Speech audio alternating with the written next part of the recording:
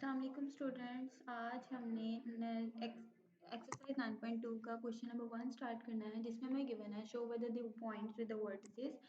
हमारे पास 3 vertices given है। हमने ये प्रूव करना है कि हमारे पास इक्विलेटरल है या आइसोसेलेस ट्रायंगल है। तो हमने पहले क्या किया, उन वर्टिसेस को नाम दे दिया ए बी एंड सी का। उसके बाद हम उनका डिस्टेंस फाइंड करेंगे। तो हमारे पास डिस्टेंस फॉर्मूला होता है x2 minus x1 y2 minus y1 and y2 minus y1 उनका स्क्वायर और उनका सम लेके हम अंडर रूट ले लेते हैं, हमारे पास डिस्टेंस आ जाएगा। तो सबसे पहले जो हमने पॉइंट्स लिए हैं वो हमारे पास है ए बी। तो ए में हमारे पास जो x1 है वो हमारे पास है 5, ठीक हो गया। और जो हमारे पास y1 है वो है हमारे पास -2। और जो हमारे पास x2 है वो है हमारे पास 5 एंड जो y2 है वो है हमारे पास वो है हमारे पास 4। ठीक हो गया। जो ए के पॉइंट्स हैं वो हमारे पास x1 और y1 है, और जो बी के पॉइंट है वो है x2 और y2। इसी तरह हमने 5 माइनस 5 करेंगे तो हमारे पास क्या आ जाएगा, x2 माइनस x1, और हम y2 हमारे पास 4 है, माइनस -2 करेंगे तो हमारे पास आ जाएगा 6। ठीक हो गया। अब हमारे पास क्या है, 6 का स्क्वायर लेंगे तो हमारे पास अंडर रूट के साथ कैंसिल आउट हो जाएगा। तो ए बी की हमारे पास क्या वैल्यू आ गई है, 6।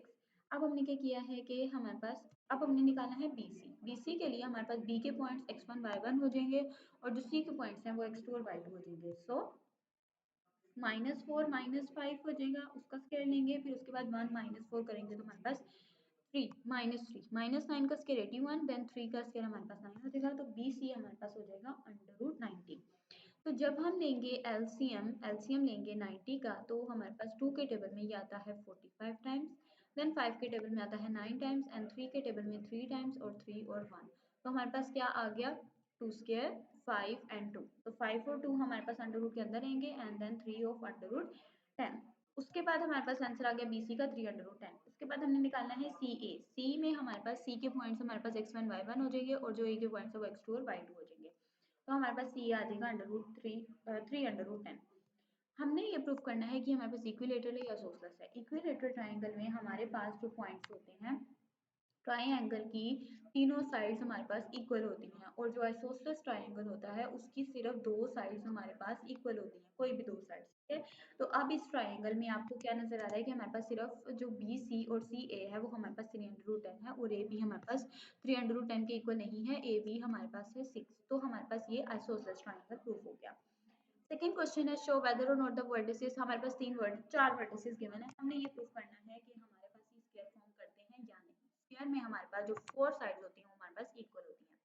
तो सबसे पहले हमने वर्टिसेस का नाम दे दिया A B और C का। ठीक हो गया, A B और C D। ठीक हो गया। उसके बाद हमने डिस्टेंस फॉर्मूला अप्लाई किया। डिस्टेंस फॉर्मूला में हम क्या करते हैं, ए बी लाइन का A के पॉइंट्स हमारे पास x1 y1 और B के पॉइंट्स हमारे पास x2 y2। AB हमारे पास आ गया है 45। ठीक हो गया। उसके बाद हमने क्या करना है कि हमारे पास आ जाता है BC। BC हमारे पास किसके इक्वल है, √45 के। नेक्स्ट हमारे पास है जो CD हमने निकाला है, वो भी हमारे पास क्या है, 45 के इक्वल आ गया, √45। देन अब हमारे पास जो नेक्स्ट लास्ट पॉइंट था वो हमारे पास ABCD। लाइक हमने क्या प्रूव करना था, हमारे पास तो एक स्क्वायर है, उसकी हमारे पास एक साइड है A B C and D। ठीक हो गया। हमने ये प्रूव करना था ये वाली साइड, ये वाली साइड, ये वाली साइड और ये वाली साइड हमारे पास सब क्या है, इक्वल है। तो फिर हमारे पास क्या होगा, ये सर्कल फॉर्म हो जाएगा। हमारे पास ए बी सी और सी डी इक्वल है, लेकिन हमारे पास जो डी ए साइड है वो हमारे पास इक्वल नहीं है। तो इसका मतलब ये हुआ कि हमारे पास जो लेंथ गिवन है वो हमारे पास 4 साइड्स इक्वल नहीं है। तो इसका मतलब है कि ये हमारे पास एक स्क्वायर फॉर्म नहीं कर सकता। Next show whether or not the points of coordinates are right triangle. हमने ये प्रूव करना है कि हमारे पास जो 3 कोऑर्डिनेट गिवन है, पॉइंट्स गिवन है, वो हमारे पास राइट ट्रायंगल फॉर्म करते हैं या नहीं। सबसे पहले हमने क्या किया है, इन वर्टिसेस को नाम दे दिया ए बी सी का। ठीक हो गया। उसके बाद हमने क्या किया है कि डिस्टेंस फॉर्मूला अप्लाई करेंगे, ए बी सी और सी ए फाइंड करेंगे।